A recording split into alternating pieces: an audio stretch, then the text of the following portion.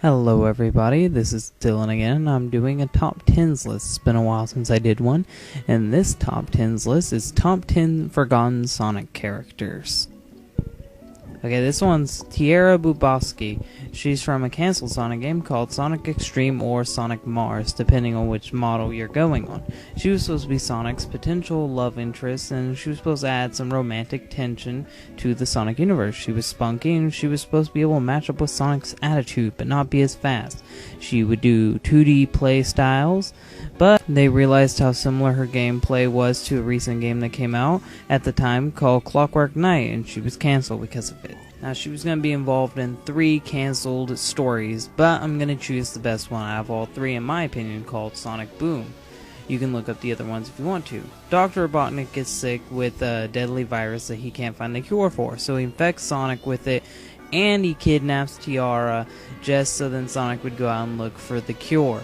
Now, it just so happens that Tiara's father is the scientist who can come up with the cure. He ends up curing Sonic and Robotnik, and everybody gets okay. But what I mainly focused on is, when I was reading it, what they said Robotnik did. Like, I'm used to him doing some slapstick here and there, like, just silly stuff. He never does anything right. But it said, and I'm going to read this exactly, chain her to a wooden platform above a bed of spikes. Damn, shit got real. This is Robotnik we're talking about. He never does anything. Like, seriously, he has a little wrecking ball and the little drill on the front of his car. He's a joke. Why would he do something like this? Why would Sega allow him to do something like this? But then again, I do remember when he had a gun in Sonic Adventure 2.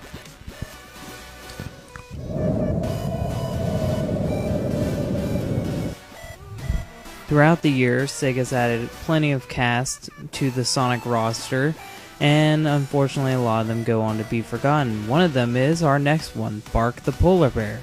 His games include Sonic Fighters and Fighters Mega Mix. He was also in the comics, but he doesn't have that much of a personality, so he wasn't really in there that much. He's a tough powerhouse with really strong punches, and I hate fighting against him in the game.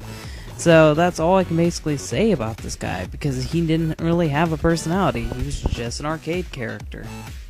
Speaking of personality, our next character is full of it. He's Manic the Hedgehog. Although he's never been in any games, he was in the Sonic Underground TV show and the Sonic Underground comics. He was a crook, and then he ended up changing when he found his brother Sonic, joined his band, and ended up teaming up with his sister Sonia to take down Robotnik, who had taken over the world, and he wanted to find his mother. And it's all fun. You get to see him. He's always cracking jokes. He was also voiced by Jaleel White as well as Sonic and Sonia. And dear God, don't make me remind you how bad of an idea it is to have Jaleel White play a girl. I would say more, but I really don't want to spoil anything, because soon I'll be doing a review of the whole Sonic Underground show and voicing my opinions on it, and I don't want to give too much away right now. So let's move on to our next character. Getting back onto the topic of forgotten characters, Fang the Sniper, aka Knack the Weasel, was a treasure hunter looking for the Chaos Emeralds. I guess you could say a non-slutty version of Rouge. I guess I can understand why they got rid of him. Who could argue with that character? I mean, just look at her. Wonder why Sega would replace him with her. Well, I have no fucking clue why, but we need to get back on to talking about Fang. Now, every Sonic character just about has one thing that makes him unique, one thing that separates him from all the other characters. In the beginning of his process, he had a revolver, but Sega said it was too edgy and took it away. Man, someone really should have told him about Shadow the Hedgehog. But it got turned into a cork gun because of 90s censorship. We're used to that because of Mortal Kombat and other games. But I really think that's why this character didn't catch on.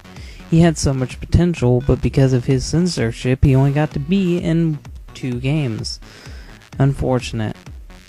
Our next character is another Sonic the Fighters character. His name is Bean the Dynamite. He's a green duck and he throws bombs. He's based on a 1989 game called Dynamite Ducks, also made by Sega. And he was only in Virtua Fighter and Sonic Fighters. There isn't much to say about him except for in the game he loves to spam his bomb attack. And that's basically all I can say about him because they didn't give him personality and he was in no other games. So we're going to have to move on. And our next one is Metal Sonic. Wait, what is that? It's not Metal Sonic. He's in Sonic the Hedgehog 4? Sonic Generations? The fuck? Oh, I read it wrong. Metal Knuckles. He's basically the exact same damn thing, but made by a least popular Sega character, Knuckles. And he was only in Sonic R and barely made a mention in the comics. In case for you guys who don't know, Sonic R is a crappy racing game trying to take the style of Mario Kart, and it horribly failed. So, as I said before, this character also failed. And our next one is Ray the Flying Squirrel. He was only in one game, no TV shows, and he's not really that important. The only game he was in was Sega Sonic, and that was an arcade game not released in America. He's only came to the public recently because of fan-made games to where he can actually be playable. He reaches his arms out in the air and he can glide. Other than that, it'd be more useful to have Tails than him around. He soon became outdated, along with Mighty. But he is seen in Sonic Generations as a missing poster. I think that's the closest he will get to having a full-length 3D appearance. And our next character comes from a game that I never played when I was little, so excuse me if I'm not that good on his detail and don't give a lot of information about him. He is Jet the Hawk. He is a 14-year-old leader of the Babylon Roads, aka the legendary Windmaster. He is the master of extreme riding. He's cocky, bash, and arrogant, and prideful of his skills. He slacks off and doesn't take his role seriously. He wants to be rich and he hates losing, which makes his personality seem to clash with Sonic, and maybe one day I will play the Sonic Riders games, because that's the series that he's from. Other than that, I don't know much else about him. He's Green Hawk Guy. That's all I know. So, sorry, but I'm going to move on to the next one so I don't embarrass myself anymore. And our next one is Red Sonic, aka Mighty the Armadillo. I call him that because he is basically the swamp version of Sonic the Hedgehog put into Knuckles Chaotix because Sega was afraid that the game was going to flop and it would ruin Sonic's reputation. Someone should have really told him that before they did Sonic 06 10 years later. Mighty is an explorer and a longtime friend of Sonic.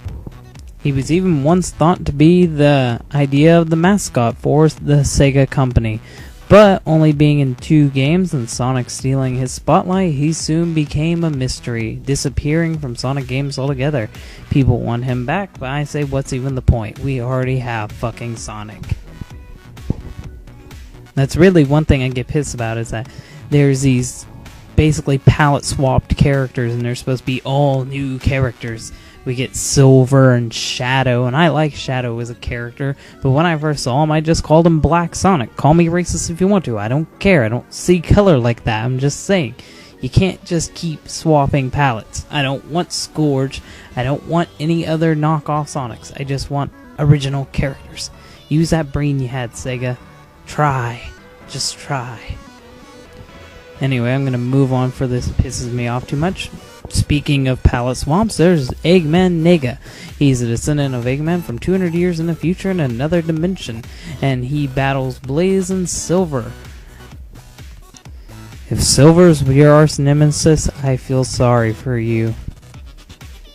He was a prominent villain throughout the Sonic Rush series, but after that ended, he only became a Mario and Sonic Olympics character. And after that, we haven't seen him since. Maybe they'll do another Sonic Rush for the 3DS. Who knows? Till then, he just remains gone, and we might not get to see him again. He has fallen into the list of forgotten Sonic characters. And we are at the end of the video with the most forgotten character.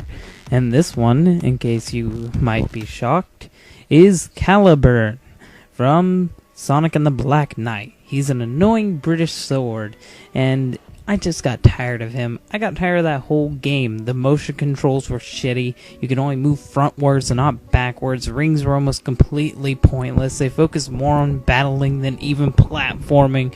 I could go on for hours about this piece of shit game, but to even it out, I'll just let everyone have their way and say that that game's not for me. It's not for anyone, really. Caliburn, you need to stay forgotten.